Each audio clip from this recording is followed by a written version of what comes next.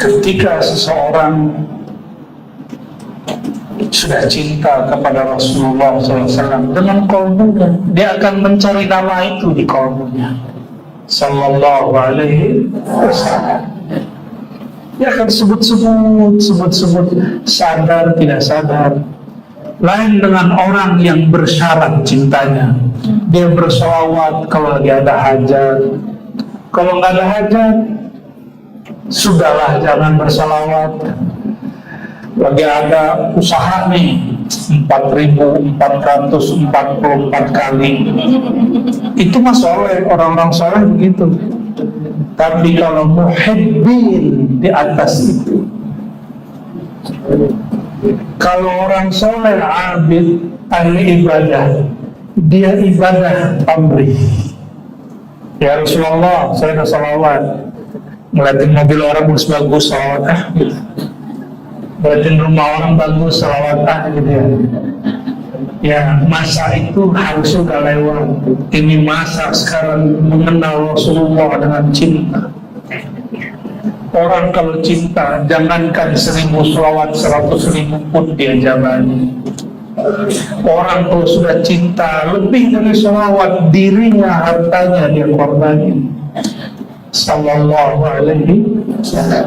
Tapi kalau belum cinta, baru zikir sedikit langsung nagih, ya Allah, ya Rasulullah, aku sudah wiridan, sudah mengamalkan ijazah dari Habib, tapi kok belum dijawab juga.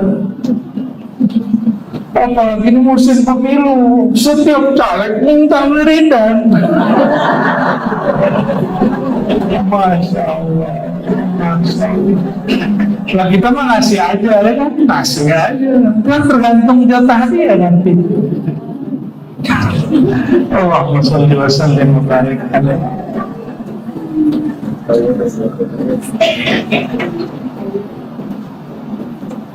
Allah kalau kita doa, bagi kita nggak doa, kita doa sama kita nggak doa, pengetahuan Allah sama, samain. Terus ngapain doa? Ngapain doa? Makanya ada orang yang keblinger ngaji hakikat, itu hakikat setan. Aneh mesti doa, Allah udah tahu. Belagu amat, gak gitu-gitu amat kali. Ya, anak kita, anak saya misalnya, punya anak kan sebagian besar. Kalau enggak cari dulu biar Asma punya anak. Kalau punya anak kita tahu nih kebutuhannya apa. Tapi kita senang loh anak tuh ngerengek minta beli apa. Tapi ngerengeknya yang pantas. Nah, ngerengek kepada Allah itu udah pantas belum?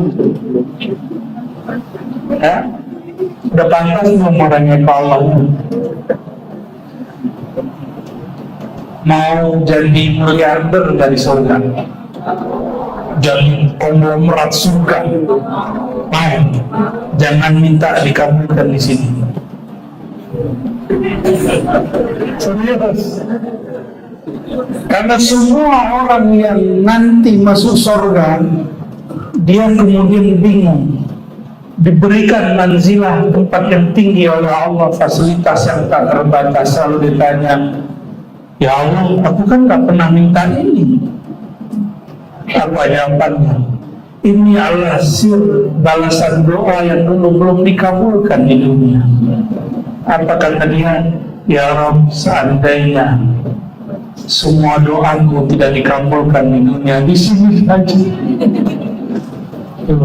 Cemakan, nah itulah manusia itu kan terkatakan dan cemakan. Tapi kan Ustaz, kita kan masih di dunia, kayak Allah nggak ngerti dunia aja. Kita kan masih butuh ini dan itu, kan punya anak istri masih makan, ya Allah, kayak Allah nggak ngerti aja urusan ente semua. Ya. Sayyidina Abu Bakar ditanya waktu semua asetnya dipindahin ke rumah baginda Nabi Muhammad SAW. Nabi Muhammad pindahin ke Baitul Mal. Apa kata Rasulullah? Wahai Abu Bakar, apa yang kau tinggalkan untuk keluargamu? Jawaban dia apa? Allah wa rasuluhu wa la dzikrullahi akbar. Ada ayat begitu nggak? Lah hafiz ya. Wa la dzikrullahi akbar. Sungguh menyebut Allah itu lebih besar. Maka keluarga Sayyidina Abu Bakar tidak pernah miskin, walaupun semua hartanya dikasih ke baginda Nabi Muhammad SAW. Saya memang belum sanggup begitu, nggak sanggup sih. Tapi udah mulai belajar. Ya, kendaraan kita mulai satu-satu kita kasih ke yayasan, mulai satu-satu. Lama-lama rumah kasih ke yayasan, begitu semua nanti. Wakaf malu Rasulullah Sallallahu Alaihi Wasallam.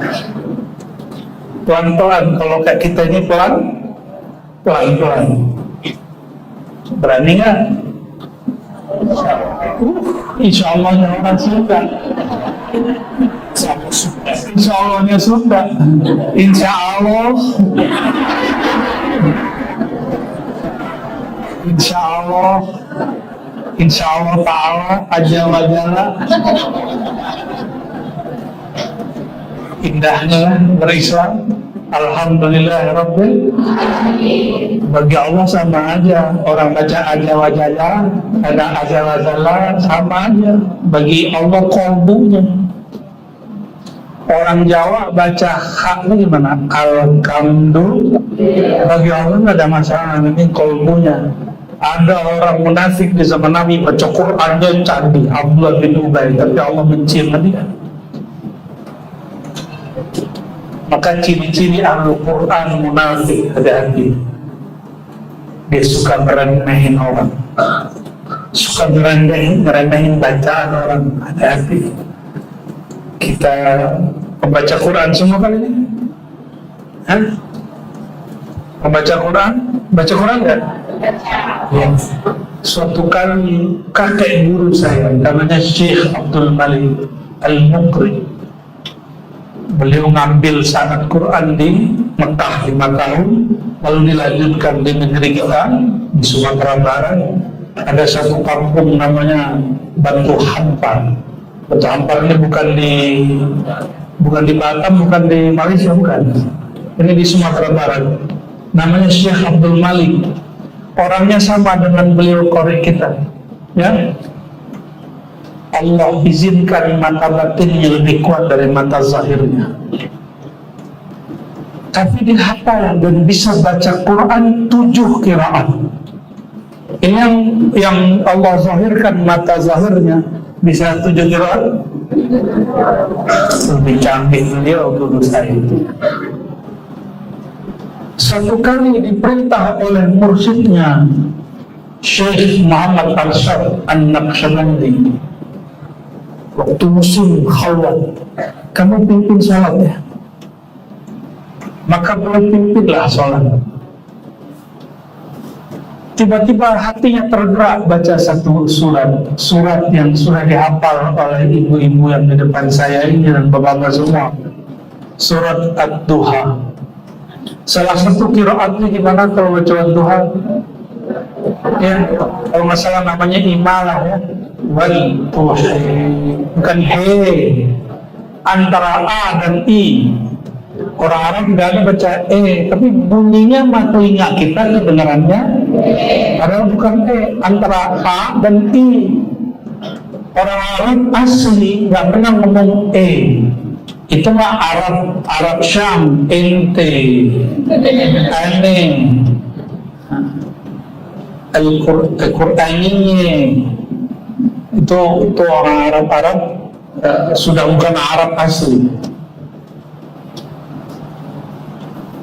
Maka dibacalah Wadduha begitu sampai terakhir. Selesai sholat, murid-murid beliau di dalam sholat yang gak ingat Allah. Ternyata di dalam sholat jadi ngomong, imam kita gak lebih bagus bacaannya daripada kalau sekarang Iqra. Kalau dulu An-In-Un itu namanya metode Baghdadi. Ya, pernah dengar metode Baghdadi? Orang Sunda An-In-Un, An-In-Un terus ada logat Sundanya kan?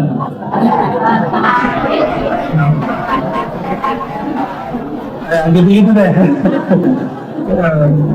Betawinya ada nggak? Apa? Kantin alim di atas apa ya? Gitu-gitu ya. Aduh, aku nggak apa nih. Oke, saya pun belajar itu cuma seminggu langsung ganti Iqra oleh beliau, oleh murid beliau. Jadi apa kata nih? Ini orang Thariqah nih, ahli zikir semua, ahli zikir kolbu katanya. Orang Thariqah katanya. Maka tidak semua orang Thariqah ini sampai kepada hakikatnya. Lagi sholat, apa kata dia? Yang imam ini bacaannya nggak lebih bagus dari bocah kecil yang belajar metode Baghdadi anin. Habis itu apa yang terjadi? Syekh Muhammad Arsyad ngasih tahu mereka. Saya mendengar ini dihikayatkan langsung oleh cicitnya. Ya. Yang kamu dengar itu bukan bacaan anak SD, anak TK. Itu bacaan salah satu qiraat yang ketujuh. Ya. Ada cara bacanya di situ pakai imalah. Mereka bingung imalah itu apa. Tapi yang paling penting bagi saya bukan ilmu qiraat di situ. Orang lagi sholat, ini ahli Quran semua ini yang belakang. Ahli Quran, ahli zikir, lagi sholat mikirin salah imam. Ada yang begitu nggak? Jadi makmum tapi juri. Ada yang jadi makmum begitu? Benar. Terus ingat Allahnya kapan? Ya. Bener ya begitu ya. Padahal tadi itu ahli zikir loh. Di dalam sholat pun dia mengejek orang, apalagi di luar.